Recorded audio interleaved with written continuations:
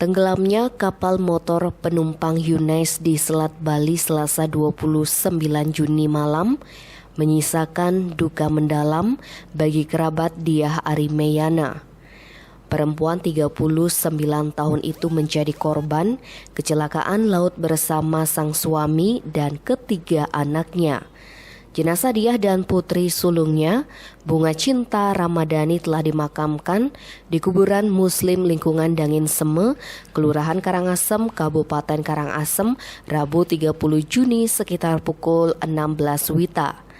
Sementara sang suami, Gatot Pujianto, dan dua anaknya hingga saat ini belum ditemukan.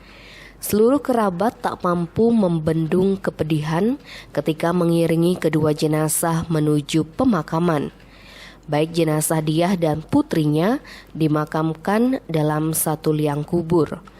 Prosesi pemakaman baru dilangsungkan sore hari karena menunggu kepulangan jenazah Bunga Cinta dari Jembrane. Jenazah Diah lebih dulu tiba di rumah duka di Karangasem pagi hari. Kakak Diah, Mira Arifianti, 46 tahun, masih tidak percaya.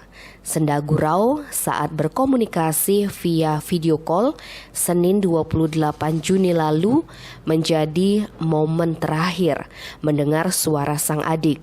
Sejak pagi ia terus menunggu informasi terbaru pencarian korban KMP Yunais. Dia berharap iparnya Gatot Pujianto dan dua keponakannya segera ditemukan. Diketahui Diah Ari berangkat ke kampung halaman sang suami di Banyuwangi sepekan lalu.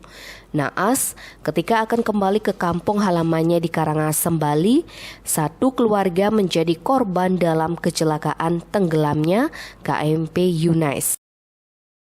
Tim Bali Express melaporkan.